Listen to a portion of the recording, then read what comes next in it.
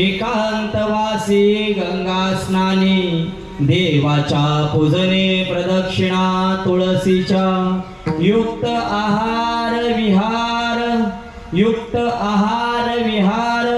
Name इंद्रियांसी सार नसावी बासर निद्रा बहुभाषण परमार्थ महाधन जोडी देवाचे चरण वावया जतन हे उपाय लाभाचे युक्त आहार विहार नेम इंद्रियांसी सार नसावी बासर निद्रा बहुभाषण देह समर्पिजे देवा भार काहीच न घ्यावा होईल आगवा तुका म्हणे आनंदो युक्त आहार विहार नेम इंद्रियांसी सार नसावी बासर निद्रा बहुभाषण विठाला विठाला विठाला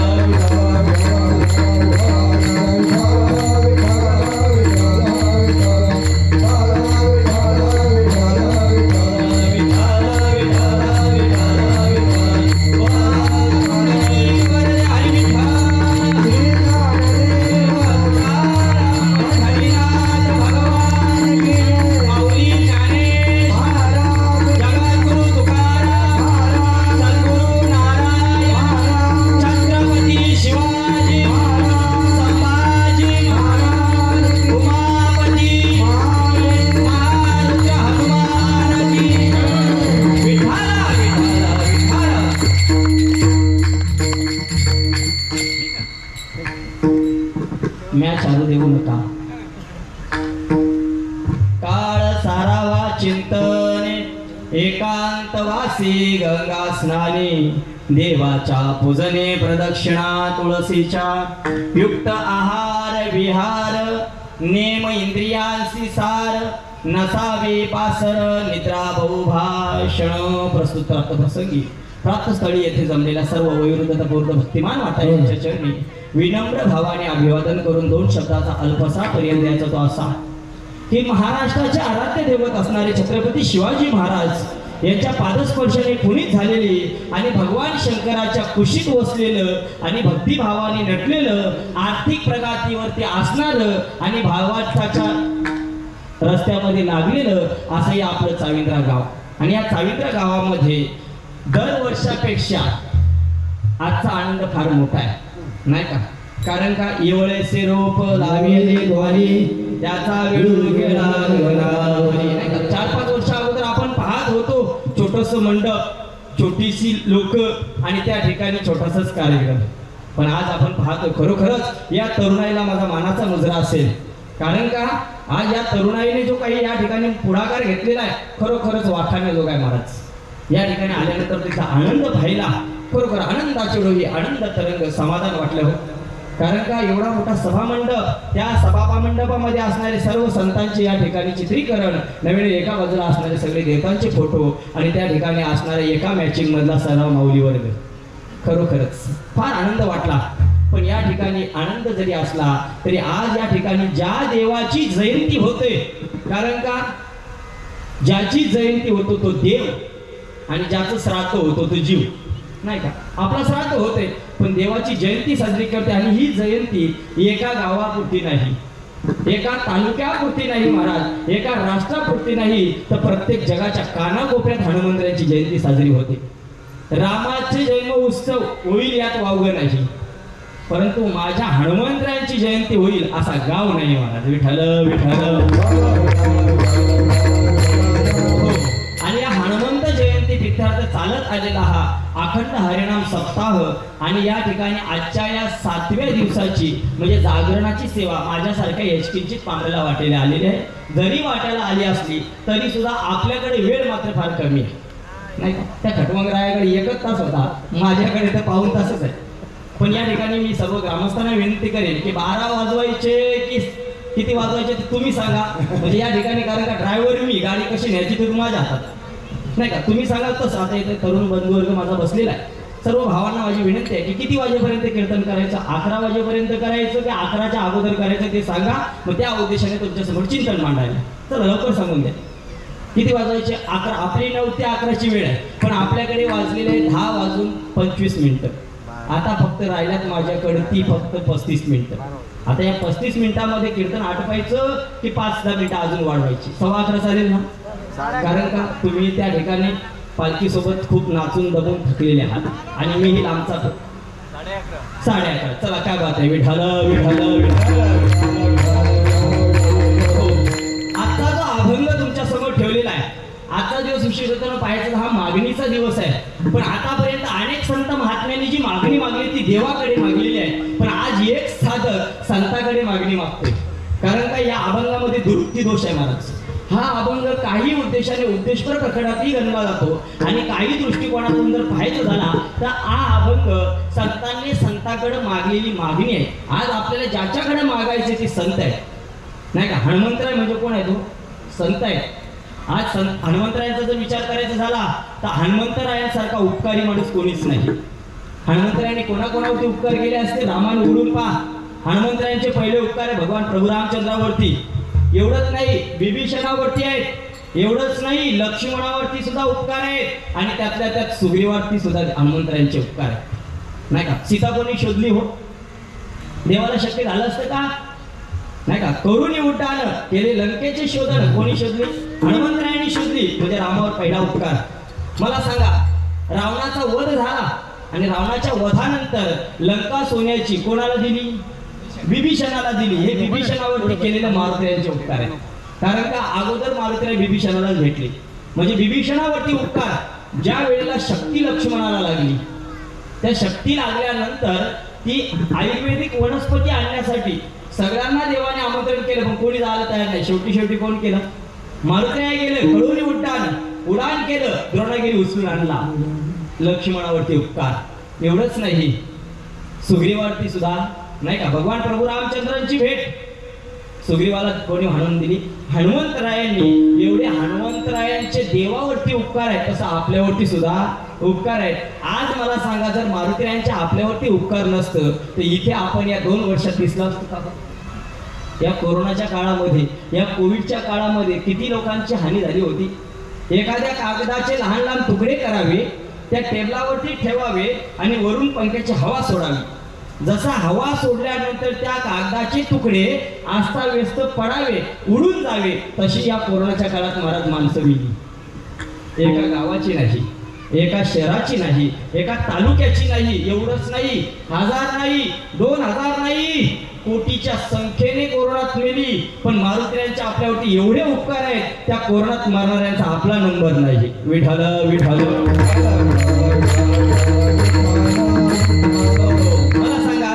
आपल्यावरती उपकार नसते तर या सभा मंडपामध्ये आपल्याला वेळ आली असती का? 2 वर्ष तर आपल्याला कोणी घराच्या बाहेर निघू दिलं नाही. पण आज आपल्यावरती मारुतीयांचे उपकार आहेत. म्हणून त्याच मारुतीरायांचा अधिकार किती मोठा आहे, कारण का जगाच्या पाठीवरती सगळ्यात मोठे असतील ते मारुतीराय आहेत. तुम्ही म्हणाल महाराज असं कसं काय म्हणता, आम्हाला शाळेत तर सरांनी शिकवलं होतं पृथ्वी मोठी आहे. कबीर महाराज म्हणता पृथ्वी काहे की बडी, ओ तो शेष पे खडी. कोणाच्या डोक्यावर पृथ्वी? या जगामध्ये प्रत्येक जीव हा कोणत्या ना कोणत्या गोष्टीने दुःखित आहे, नाही का. कोणाला व्यवहाराचं दुःख असेल, कोणाला कौटुंबाचं दुःख असेल, कोणाला प्रपंचाचं दुःख असेल, तो कोणाला समाजाचं दुःख असेल, कोणाला आर्थिक दुःख असेल, तो कोणाला कोरोनाचं दुःख असेल. प्रत्येकाला दुःखच आहे. या जगामध्ये एकही माणूस, एकही व्यक्ती आपल्याला सुखी पाहायला मिळणार नाही, नाही का. समर्थ रामदासांची भाषा आहे, जगी ऐसा कोण सुखी आहे, मनात विचारे शोधून पाहे. मला सांगा ना, या जगामध्ये कोणी सुखी आहे का?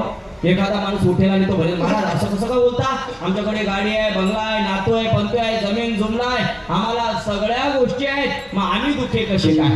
मला सांगा, आपल्याकडे गाडी आहे, बंगला आहे, नातू आहे, पंतू आहे, जमीन जुमला सगळं आहे, पण जर त्या ठिकाणी रात्रीच्या वेळेत जर झोपेच्या गोळ्या खाऊन जर तुम्हाला झोपावं लागत असेल तर सुख कसलं बाबा.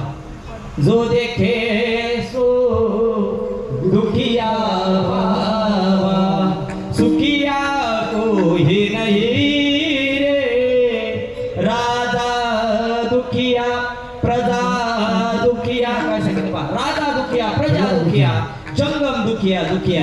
मला सांगा, या जगामध्ये कोणीच सुखी नाही, सगळे दुःखाने पीडित आहेत. का दुःख आहे? त्याचं कारण असं आहे की आपण मार्ग सुखाचा चुकलेला आहोत. कारण का आपल्याला सुखाच्या दिशेने जायचं आहे, पण आपण निघालो दुःखाच्या बाजूने, नाही का.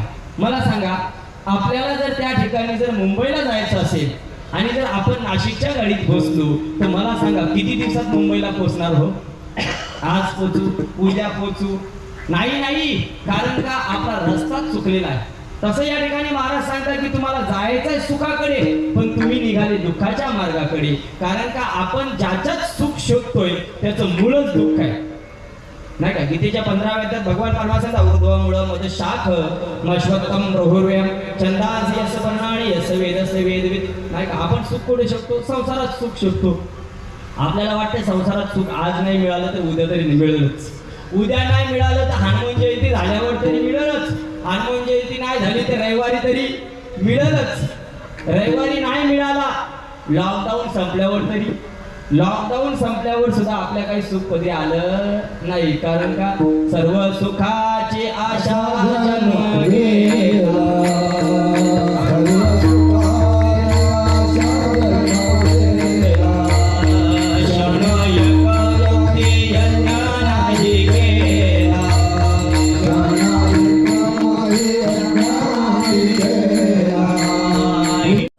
आत्मसमाधानाची, सुखाची आणि लाभाची 4 साधन सांगितले आहेत. पहिलं साधन सांगितलेलं आहे ते म्हणजे या ठिकाणी आहे चिंतन, नाही का. चिंतन कोणाचं करावं, कोणी करावं आणि का करावं याच्या बाबतचा विचार जर पाहायचा झाला तर या ठिकाणी पुराणामध्ये भरपूर विस्तार आलेला आहे. कारण का जडाने जडाचं चिंतन करू नये, वाक्य आहे का, जडाने जडाचं चिंतन करू नये, जडाने जीवाचं चिंतन करू नये, जीवाने जडाचं चिंतन करू नये, शिवाने जडाचं चिंतन करू नये, शिवाने जीवाचं चिंतन करू नये. एकतर जीवाने देवाचं चिंतन करावं, एकतर जीवाने संतांचं चिंतन करावं. या ठिकाणी जड जड म्हणजे तुम्ही आम्ही जीवाचं चिंतन कधी करायचं नाही, कारण का त्याच्यात लाभ नाही आणि पुण्य नाही. 2 जडाने जीवाचं चिंतन करू नये, कारण का त्याच्याने आपल्याला काही प्राप्त होणार नाही. एकतर जीवाने देवाचं चिंतन करावं, एकतर संतांचं चिंतन करावं. कारण का या ठिकाणी चिंतन करत असताना आपण ज्याचं चिंतन करतो त्या ठिकाणी ती अवस्था माणसाला प्राप्त होते, नाही का. कारण का आपण एखाद्या वस्तूचं चिंतन केलं तर ती वस्तू आपल्याला त्या स्थितीला नेऊन पोहोचवते. एखाद्या व्यक्तीचं चिंतन केलं तर त्या ठिकाणी आपण त्या व्यक्तित्वापर्यंत पोहोचतो, आणि आपण जर देवाचं चिंतन केलं तर आपण देवापर्यंत पोहोचतो महाराज. मग तुम्ही म्हणाल महाराज ज्याचं चिंतन केल्यावरती ते आम्हाला अवस्था कशी प्राप्त होते याच्यासाठी काही उदाहरण. चला रामायणात ज्या वेळेला सीता मातेला अशोका वाटिकामध्ये ठेवली आणि अशोका वाटिकामध्ये ठेवल्यानंतर सीता मातेचं रक्षण करण्यासाठी त्या ठिकाणी एक राक्षसी ठेवलं होतं, तिचं नाव त्राटिका. आता त्राटिकाला ठेवली होती कशासाठी?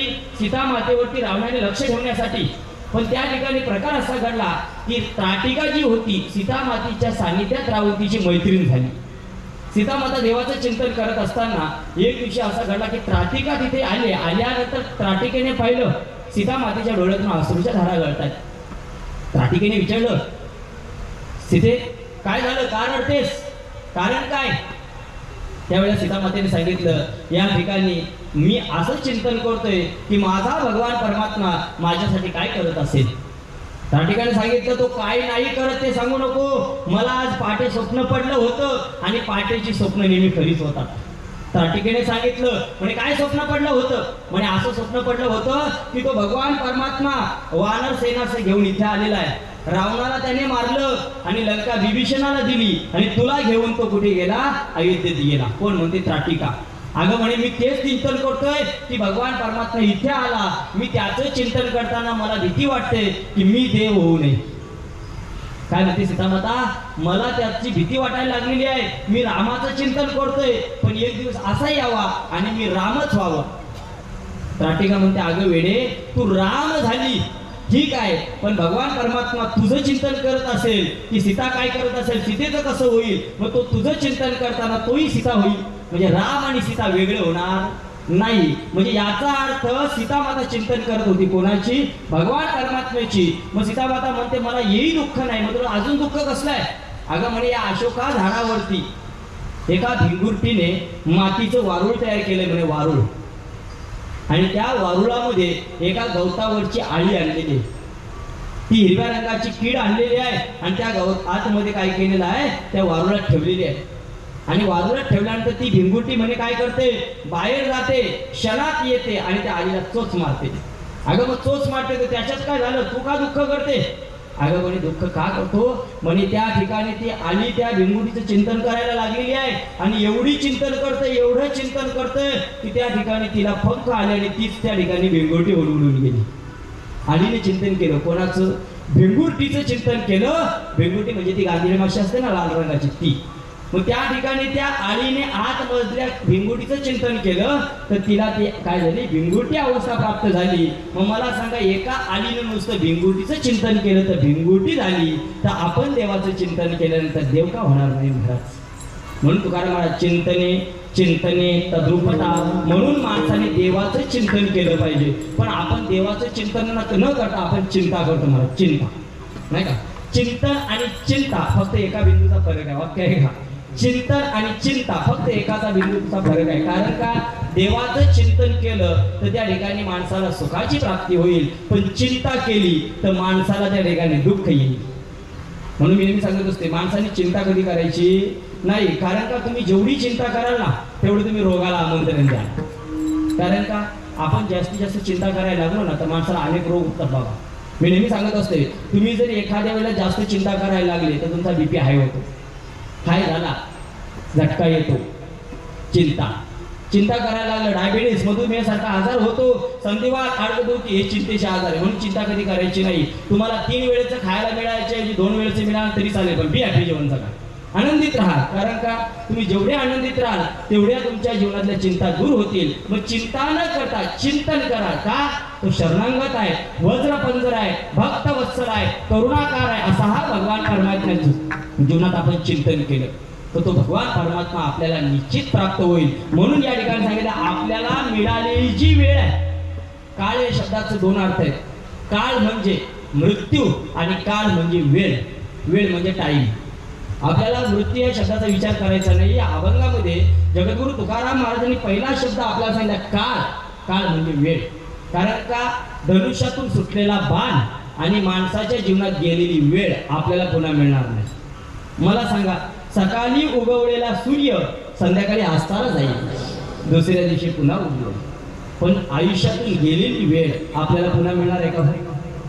म्हणून या ठिकाणी सांगितलेलं आहे की बाबा रे, तुम्ही ज्या वेळेत निर्माण होणार, जी वेळ तुम्हाला मिळालेली आहे ती फार महत्वाची आहे, नाही का? बरवी वेळ सापडली संधी. कारण का आज आपल्याला जी वेळ मिळालेली आहे, आपल्याकडे जो काळ हातात आलेला आहे, हा जगामध्ये फार भाग्यवान आहे. म्हणून या ठिकाणी सांगितलं, तुम्ही ज्या काळात आहात त्या काळाचा विचार, त्या वेळेचा विचार नका करू. कारण का? या ठिकाणी भगवान परमात्म्याचं चिंतन करायचं असेल तर तिथे काळाची गरज नाही. वेळेची गरज नाही, क्षणाची गरज नाही. ज्ञानोबरायांचं प्रमाण आहे, काळ वेळ नाम उच्चारिता नाही.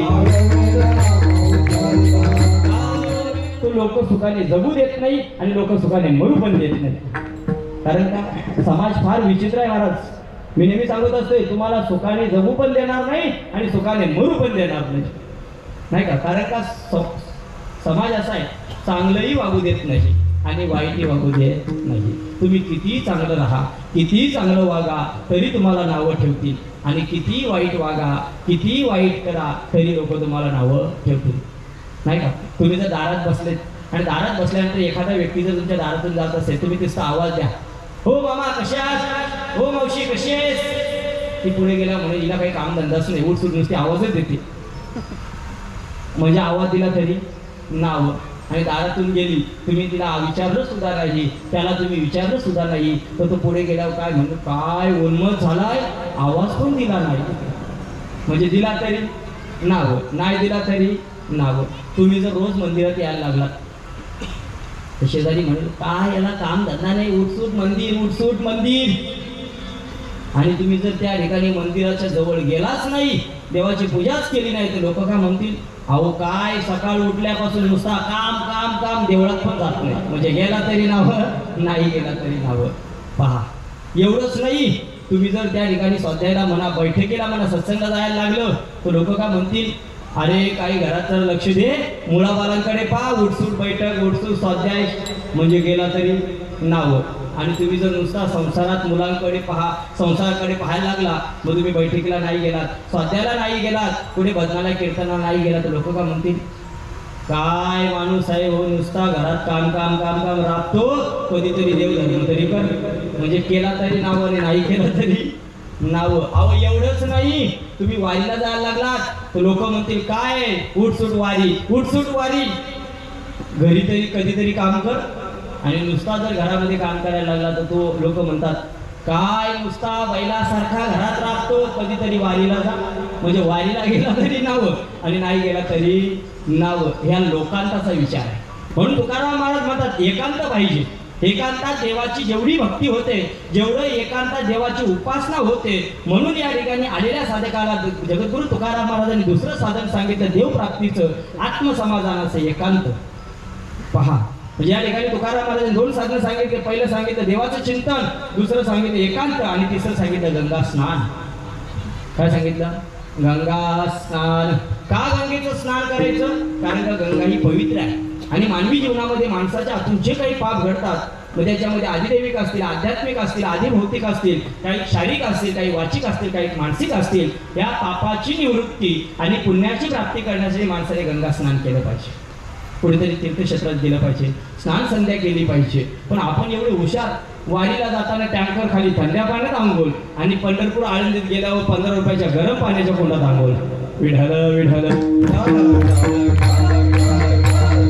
तुमच्याकडचं आणि आमच्याकडचं सांगतो, नाही का. लोक मला सांगा ना, जिथे आपल्याला पुण्य मिळवायचं आहे त्या गंगेत आंघोळ केली पाहिजे. गंगा का सामान्य आहे का हो? अहो गंगेत आंघोळ केली तरी पुण्य असं नाही, नुसतं नाव घेतलं तरी. वाचे म्हणता गंगा गंगा, वाचे म्हणता गंगा गंगा, पापे जाते गंगा, सकळ पापे जाते गंगा, सकळ पापे जाते गंगा, सकळ पापे जाते गंगा, सकळ पापे जाते गंगा, सकळ पापे जाते गंगा. पहा, गंगेचं नुसतं वाचेने जरी नाव घेतलं तरी सुद्धा माणसाला पुण्य प्राप्ती होते. एवढंच नाही, आपल्याला एखाद्या ठिकाणी गंगेत स्नानाला नाही जाता आलं तरी सुद्धा आपण घरात गंगात आंघोळ केल्याचं पुण्य आहे महाराज. तुम्ही म्हणा महाराज कसं काय? आपण जर स्नानगृहात गेलात, एखाद्या बादलीत म्हणा, एखाद्या टपात पाणी घेतलं, तर त्या ठिकाणी नुसतं मगात पाणी घ्यायचं. आणि परमपूज्य पांडुरंग शास्त्री आठवले सांगतात, ते पाणी फक्त डोक्यावर टाकताना गंगेचे यमुने जैव गोदावरी नर्मदे सिंधू जलेस्मिनं सन्निधिं कुरु. पहा, तरी सुद्धा गंगा स्नान केल्याचं आपल्याला पुण्य मिळते. नमामि गंगे तव पाद पंकज सुरासुरैव वंदित दिव्य रूपं, मुक्तीच मुक्तीच ददासि नित्यं, भावानुसारेण सदा नरारं. पहा, गंगा एवढी पवित्र आहे. म्हणून सांगितलंय गंगा स्नान. आणि त्या ठिकाणी सांगितलेलं आहे की बाबा रे, देवाचे पूजन माणसाने देवाची पूजा केली पाहिजे. कारण का हे तो विष्णूची महापूजा अनुभव नाही. देवाच्या पूजेशिवाय दुसरं साधन समाधानाचं नाही. कारण का देवाची पूजा करताना ती कशी करावी याला फार महत्व आहे, लक्षात घ्या. कारण का आपण देवाची पूजा करतो, पण आतापर्यंत आपल्याला देव का भेटत नाही किंवा देवाची प्राप्ती का होत नाही, त्याचं कारण असं आहे आपली पूजा तशी नाही महाराज. आपली पूजा कशी असते माहिती का, आपण मारुतीच्या मंदिरात जातो, पण जाण्याच्या अगोदर चप्पल पायरीवर काढतो आणि चप्पल पायरीवर काढलं की आपण देवाला म्हणतो रक्ष रक्ष परमेश्वरी ती जोडा. म्हणजे लक्ष कुठं, चपलेकडे, आणि देवावर पाय डोकापुढे ठेवला देवाच्या पायाजवळ. ही पूजा नाही होत. पूजा कशी पाहिजे, मनोमयी पूजा याची पडी एकेशी राजा. माणसाची पूजा ही मनातली असली पाहिजे. कारण का देव त्या ठिकाणी आपल्याकडे आणलेली संपत्ती, आपल्याकडे आणलेलं त्या ठिकाणी उपार पाहत नाही. आपण ज्या भावनेने देवाची पूजा करतोय तो भाव देव आपला पाळतोय. पत्रम पुष्पम फलम तोयम योमी भक्तोपदेशति तदम भक्तोपदेशामि प्रयत्नात्. मला सांगा ना, तुम्ही पांडुरंगाच्या असू द्या त्या मारुतीच्या मंदिरात जाताना त्या ठिकाणी मारुतीला पाहतात का? बाबा तो लहान मुलगा आहे, त्या ठिकाणी वृद्ध माणूस आहे, त्या ठिकाणी तरुण आहे, की एखादा वृद्ध म्हातारा माणूस आहे. तुमचं त्या ठिकाणी वय पाहत नाही, तुमची जात पाहत नाही, तुमचं कुळ पाहत नाही, तुमचं गोत्र पाहत नाही, तुमचं वर्ण पाहत नाही. न पाहे अति कुळाचा विचार. त्या ठिकाणी भगवान परमात्मा फक्त तुमच्या अंतःकरणातला भाव पाहतो. कारण का देव कशाचा भुकेलेला आहे हो, थोर प्रेमाचा भुकेला, थोर प्रेमाचा भुकेला. देव प्रेमाचा भुकेलेला आहे. आपल्याला सगळ्यांना कथा ज्ञात आहे. 14 वर्षाच्या कार्यकाळामध्ये एक लहान मुलगी घर सोडून जंगलात निघून गेली. गेल्यानंतर मातंग ऋषीच्या आश्रमामध्ये त्या ऋषीची सेवा करते. सेवा करत असताना तेवढ्यामध्ये काय झालं, त्या ऋषीला वाटलं की अरे अरे ही आपली या ठिकाणी मनोमयी सेवा करते, हिला आपण कुठेतरी आशीर्वाद द्यावा. मातंग ऋषीने त्या ठिकाणी सांगितलं की बाळ, या ठिकाणी तू जंगलात माझी सेवा करते, एक दिवस असा येईल की त्या ठिकाणी जगाचा मालक असणारा भगवान परमात्मा तुला भेट दिल्याशिवाय राहणार नाही. शेवटी त्या ठिकाणी काय केलं, तिने आपल्या गुरुच्या शब्दावरती विश्वास ठेवला आणि ती देवाची पूजा करायला लागली. पण तिने विचार केला देव कधी येतील. कारण का अचानक येतो त्याला अतिथी म्हणावं. वाक्य आहे का, अचानक येतो त्याला अतिथी म्हणावं आणि फोन करून येतो त्याला पाहुणा म्हणावं. कारण का अतिथी हा देवाचा अवतार आहे. अतिथी देव भव आणि पाहुणा राक्षसाचा अवतार आहे. या ठिकाणी सांगितलं देव येणार आहेत, पण देव आल्यानंतर देवाचं काहीतरी पाहुणचार, देवाची काहीतरी पूजा अर्चा झाली पाहिजे ना, नाही का. जसं आपल्याला व्यवहारामध्ये नुसता जावयाने फोन केला मामी उद्या येतो, आपली किती धावपळ होते नाही का. बकेट कोणी द्यायची, खायला काय आणायचं, ड्रायफ्रूट आणायचं की त्या ठिकाणी फ्रूट आणायचं. असं जुन्या काळात एक म्हण होती, नाकाचा मोती ठेवी का राखी जावयाचा मान. आपली एवढी धावपळ. इथे तर जगाचा मालक येणार आहे, मग त्याची पूजा झाली पाहिजे, त्याला काहीतरी उपहार दिला पाहिजे. मग त्या वेळेला काय केलं त्या म्हातारीने, तिचं नाव होतं शबरी. तिने विचार केला की असं भिवंडीचा बाजार जवळ नाही, की पडग्याचा बाजार नाही, की बाजारात गेले आणि त्या ठिकाणी खारीक बदाम पिस्ता ड्रायफ्रूट आणलं. ती जंगलात राहत होती आणि जंगलात राहत असताना ती काय करायची, जंगलात जायची. पण जंगलात गेली, पण तिथे ती त्या ठिकाणी जी फळं गोळा करायची ती बोराची होती. आणि ती बोरं गोळा करत असताना कशी करायची हो, ती त्या ठिकाणी पडलेली जी बोरं होती ती वेचायची आणि चाकून पाहायची. का चाकत होती, कारण का तिला माहित होतं देवाला द्यायचं तर चांगलं द्यायचं. कारण का आपल्यासारखं नाही, ज्या आपल्याला उपयोगाला नाही ते देवाला. आणल्यानंतर त्या ठिकाणी काय केलं, द्रौपदीने विचार केला आता आजी लज्जा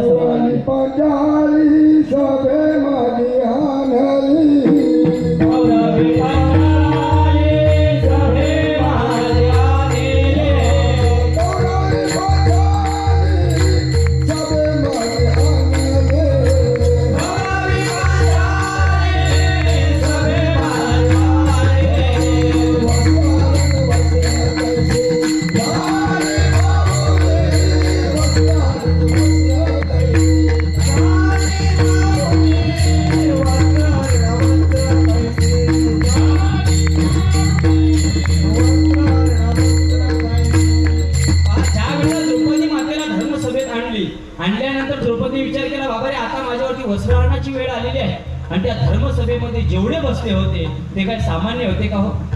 कोण कोण होते हो?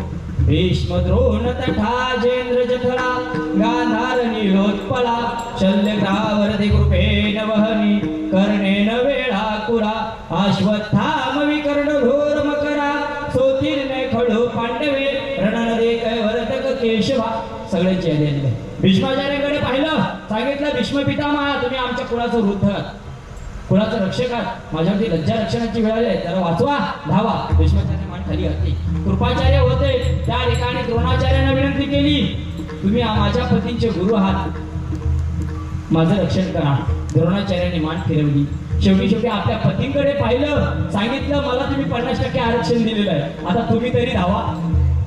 पांडवांचं सुद्धा काही चाललं नाही. शेवटी द्रौपदी मातेचा नाईलाज झाला आणि द्रौपदीने काय केलं हो? कोठे गुंतला द्वारकेच्या राया वेळ का सखया गावेला वेळ का सखया गावेला. कोणाला हाक मारली? जगाच्या मालकाला हाक मारली. शेवटी भगवान परमात्मा धावून आला आणि त्या ठिकाणी देवाने काय केलं? वस्त्र पुरवलं नाही, देवच वस्त्र झाला. हे कशाचा प्रताप असेल? देवावरती भार घातली या भार, म्हणून देवावरती भार घाला. नाही तर आपण आपला भार घेतला तर कधी असा तळा जाऊ सांगता येत नाही. जीवनामध्ये जो आपल्याला जो भार घालायचा देवावरती घाला, कारण का तुझी चिंता त्याशी सर्व आहे. म्हणून या ठिकाणी देवाला आपली चिंता आहे आणि जो भक्ताची चिंता वाहतो तो भगवान परमात्मा आहे. म्हणून तुकाराम महाराज सांगितलं की बाबा तुम्हाला जे मी देतो हे तुम्ही जीवनात घ्या आणि त्याचा अवलंब करा, कारण का तुका म्हणे देवा आनंद त्याच्या पलीकडे तुम्हाला दुसरा आनंद मिळणार नाही. असा या अभंगाचा धावता भाव अर्थ तुमच्या समोर ठेवण्याचा प्रयत्न केलेला आहे. ज्या देवासाठी आपल्याला मागायचं आहे त्या देवाची एकदा मोठ्या प्रेमाने भक्त पूजा करूया. विठोबा रखुमाई.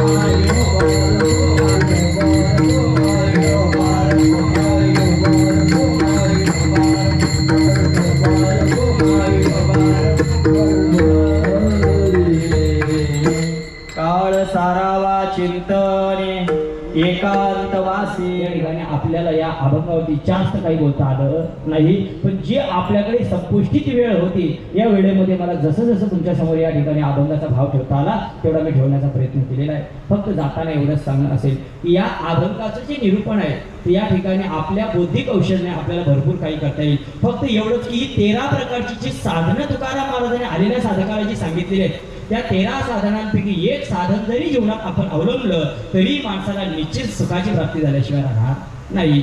जे साधन आपल्याला प्रत्येकाला जे योग्य वाटेल, जे प्रत्येकाच्या बुद्धीला झेपल आणि ज्याला ज्याला जे जमल त्या साधनाचा प्रत्येकाने एका तरी साधनाचा अवलंब जीवनात करा.